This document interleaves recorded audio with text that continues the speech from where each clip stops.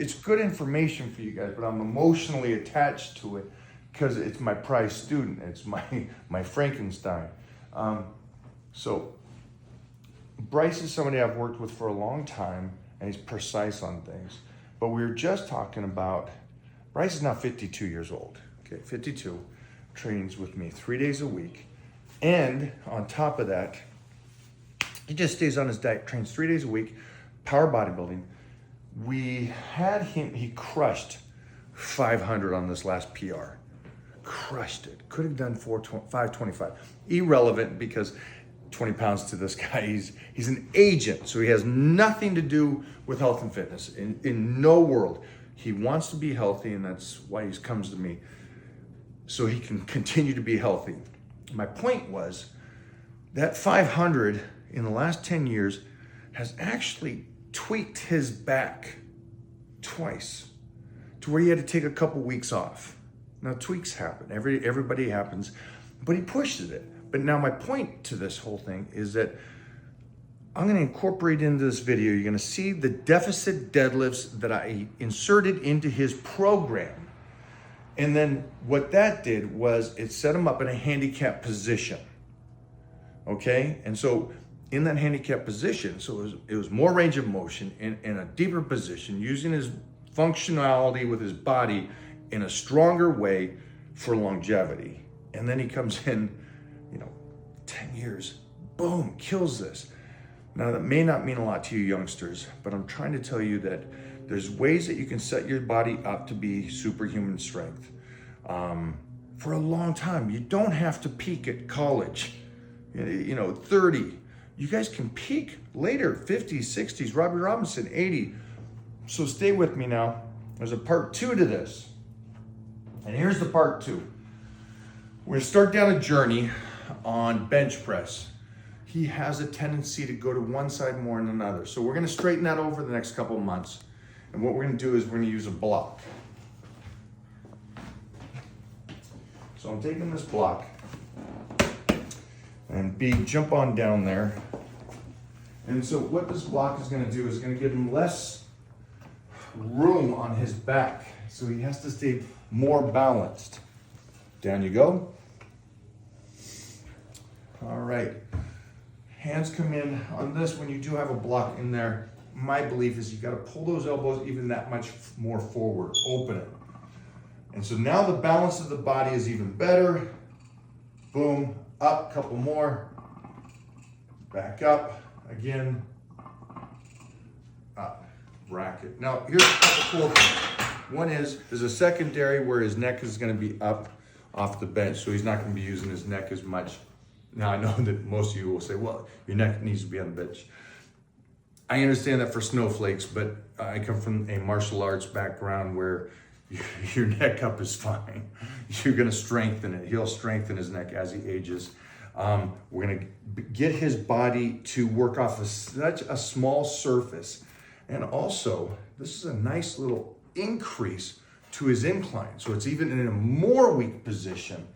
So maybe there's a question now, it's like, why would you do all these things instead of just having him do regular or flats? Again, I understand numbers to a lot of you mean everything.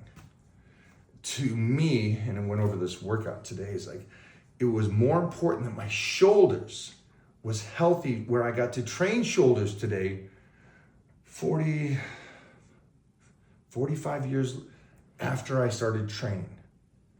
Now again, I'm trying to express that longevity is the ultimate goal, because I'm hoping you guys don't just train in your teens and 20s, but you get to do this through a lifetime. And so here's a trick.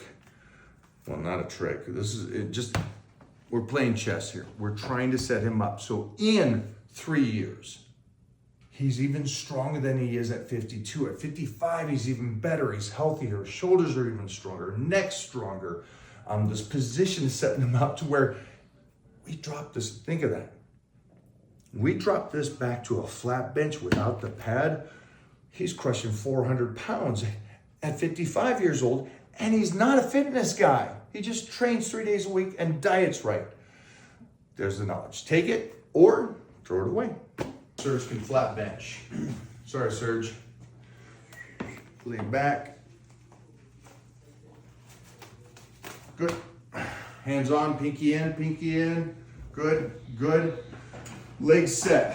Set your shoulders, push with the legs, chest up, slow, left arm. Press, go again. Don't rush. 2, left arm, here's 3. This is 225 on incline with the block. What do they say? 5% of men can bench over 225, and he's doing an incline at 52 with the block. Get to work, everybody. Get to work. Got some catching up to do. Okay, feel that? So pad's still under there? Pad is under there. And what are you doing there? I'm just making sure his rear delts are grabbing, so the rear delt comes around that bench. Now, he's not a formula power lifter or anything like that. He does a full-time job, well, 70 hours, not this 40-hour stuff. So I really want him to understand those kind of basic things, that rear delt and back is grabbing onto this pad. Then push. Left arm's the weaker, so let's make focus on the left. Push. Even. Go again. Nice speed. 2. Good push. All chest. No momentum, no bouncing.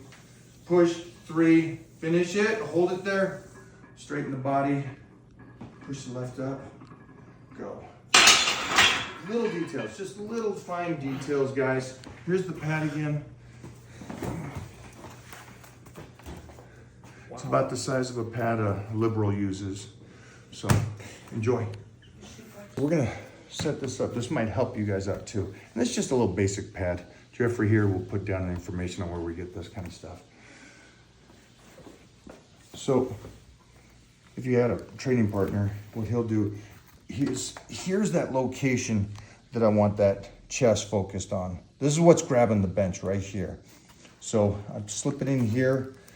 It's a little bit under the trap. Yes, your head is up. Don't worry about that. That's going to strengthen it. We're wrestling mentality. So that might help you guys out. Make sure it's in the middle of the bench. Jump up, up, up, up.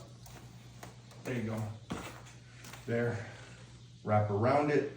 Feet planted, and your knees are out when you bench.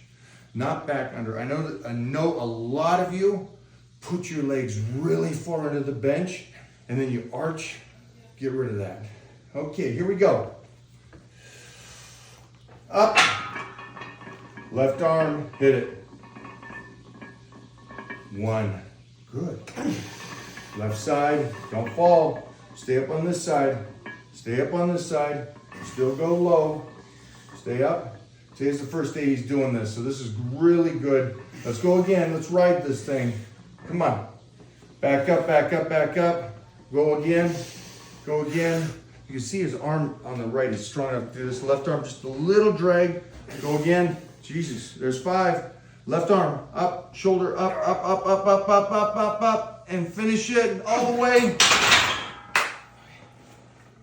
All right, so if you got a leg and body part, don't continue to train the strong side over and above, because then you're gonna get that imbalance. You don't want the imbalance. You want the chest to be equal. You want the strength to be equal. And then understand this, you love lifting. I love lifting. So the point would be, any information to help you stay healthy and in the gym is great information. Take it, run with it. Here, I need his left shoulder to stay healthy, and it is the weaker of the shoulder, so it may get hurt if we continue to push, push, push on that right side. And you guys will do that, and you'll find a stronger side. Always train to the weaker side. The weaker leg, the weaker shoulder, the weaker arm. Stay with that. Strengthen that up to balance it. I know that's, I'm holding you back a little, but if I hold you back a little bit, you add decades to your life, your training, your health. At the end of the day, that's what this is supposed to be. Strengthen you. This stuff can hurt you by listening to people like the little half pint guy.